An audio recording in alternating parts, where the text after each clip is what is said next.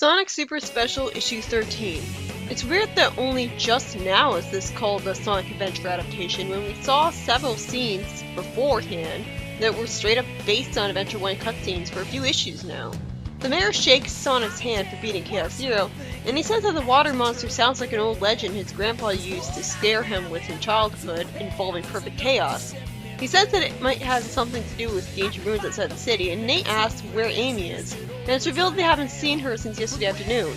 That's a shame, you know? She wanted to prove herself as an official freedom fighter and she immediately gets kidnapped. Sonic gets the feeling that Amy's disappearance and the water monster are somehow connected by Eggman, but it could have just as easily been two different villains working separately. And Sally calls the mayor Your Honor as if he's a judge for some reason, and temporarily splits the freedom fighters into three teams. First we see Bunny and Antoine together, and Bunny lifts him up and uses her extendable legs to get a better view of the city. I wonder why he said sacre fur, since the word fur doesn't really mean anything in French. It's only using the expression that's a replacement for as something's happening. I think it's au fur et à mesure. Antoine reveals that they haven't forgotten he's a coward by being nervous from being so high up, and starts searching with his binoculars, while Nate, Nicole, and Sally research Perfect Chaos's legend at the public library. Oh great, they find a book with an ancient language, and Nicole magically is able to translate it through the power of bullshit. It's in Old Echidnaese. Wait, if there's an Echidnaese, why do all the Echidnas speak perfect English?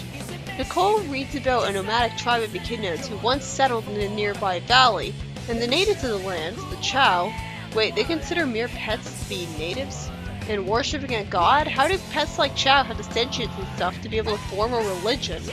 Maybe it's just misinterpreted that way by people. It's weird how the book conveniently leaves out why Perfect Chaos decided to attack the Echidnas, and why the Echidnas were even there. It's explained that the Chow absorbed Chaos's energies, and were themselves transformed into 7 Super Emeralds, the only existing ones on Mobius, which were then dispersed around the globe like Dragon Balls. This is pretty interesting. So the Super Emeralds used to be Chow, and then they were transformed into inanimate objects that can't move or anything. That must suck. Sally then confuses me by, oh wait, maybe she means Amy has energy for Robotnik in the sense that she had used the Ring of Acorns to get a transformation to the modern design. Then we get Sonic riding the tornado with Tails, telling him that the mystic ruins the mayor mentioned are their best bet. Then they land near Knuckles, who has a creepy smirk, as well as a green lightner that they ask about.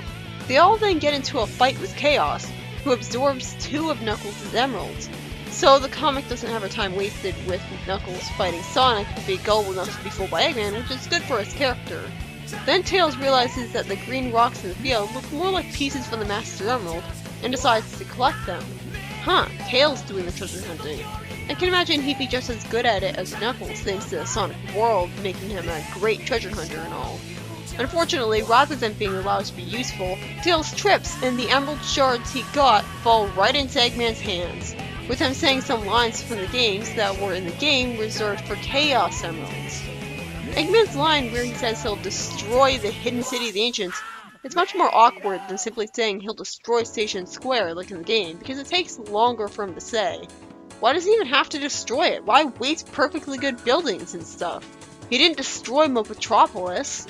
Tails makes use of his tail, spinning them right behind him to send a huge amount of sand behind him at full force, and Sonic uses the intense friction from his super speed to heat individual sand particles, which creates a glass prison for Chaos, since, you know, glass is made out of superheated sand.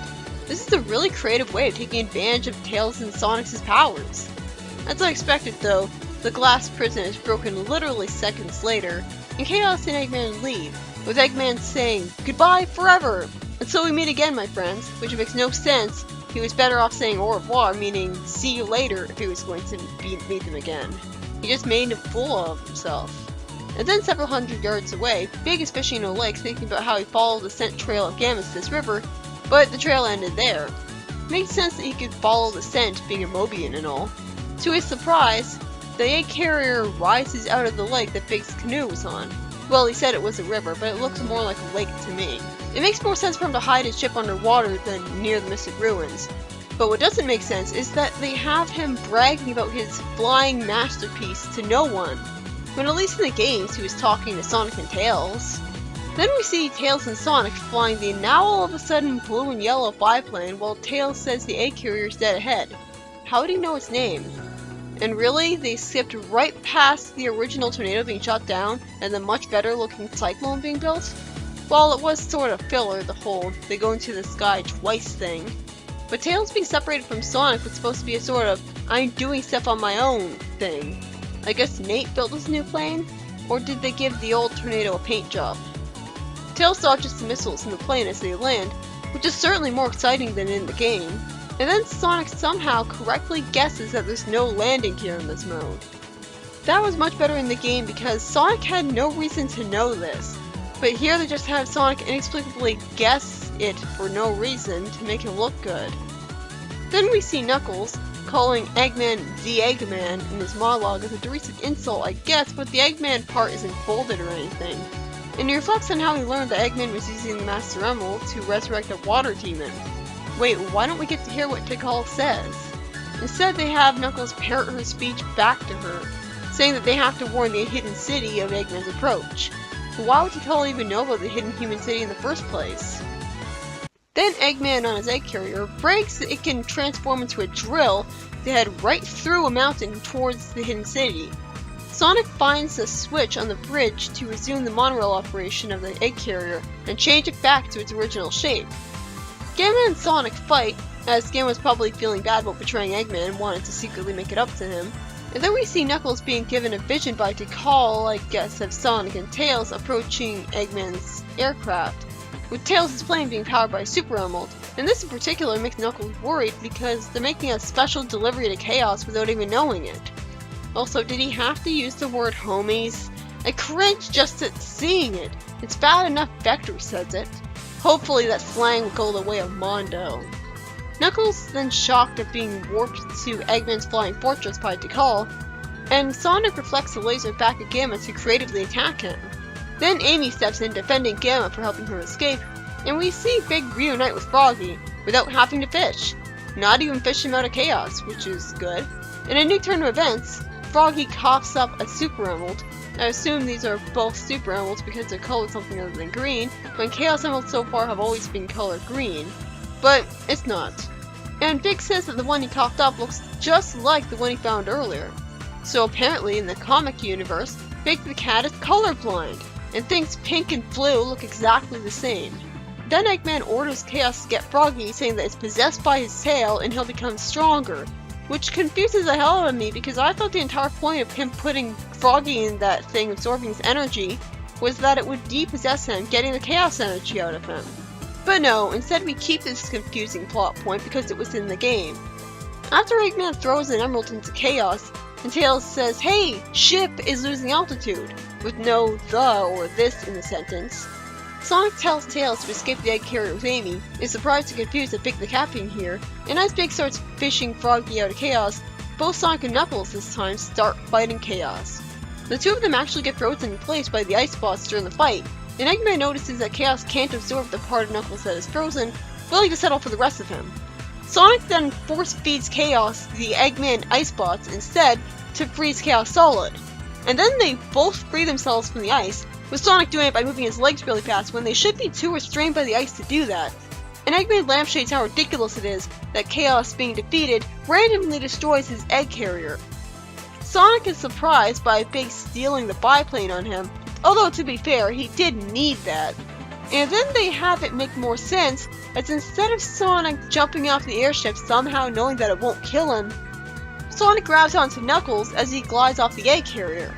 Knuckles returns to the Mystic Ruins in search of the Master Emerald shards, and Sonic returns to Station Square, with Eggman having some suspicious blue ooze on his Eggmobile, Chaos. So that's how it's explained that Chaos escaped the egg carrier. So this story was written by Carl Bollers and Ken Penders, and was mostly faithful to Sonic Adventure's plot, which is not a compliment as I already know its plot, so I'll compliment any originality it has, because it was boring otherwise, which included Nicole somehow translating a book about the echidnas being destroyed by Chaos for Nate and Sally at the library. Wait, who survived to write that historical account? Who witnessed it and lived, aside from the Chow and Tikal? Also, what's with Sally's twig neck? But anyways, the story trims down a few things, like it makes it so that there's only one tornado ride to the egg carrier, completely skipping to Tornado 2, rather than having Tails have to get an emerald and get the plane improved by himself. Knuckles doesn't act like a gullible moron to fight Sonic. Instead, Tails just trips with some emerald shards, and Sonic, Tails, and Knuckles are all buddies. I really liked the creative way Sonic and Tails worked together to create a glass prison for Chaos, even if he broke out of it immediately. Because just the fact that they can create that together is interesting. I also like the egg carrier rising out of a river with Big in it. Big probably just smelled the oil in Gamma, and that was his scent trail to lead him to it. Sonic and Tails avoiding missiles to land on the egg carrier was cool, as was the threat of the egg carrier drilling through the mountain, making Station Square no longer hidden, although Sonic shouldn't have guessed there was no landing gear in this mode so easily. And that little snag was just as pointless as in the game because they don't exactly get inconvenienced by the rough landing. From this point onwards, the story is exactly like in the original game. Except Sonic and Knuckles both fight Chaos on the egg carrier together, and work together to escape a safer way than Sonic just jumping right off it. So yeah, I'd say this was better than the original story in SD1. To make the story easier to follow, it had events put in chronological order, aside from Gamma's creation being shown after he got the frog. And they cut out a lot of filler, like Amy dragging Sonic to Twinkle Park, and practically all of Big's fishing, and Sonic and Tails being separated in general. I liked it. Next up is issues 83 to 87.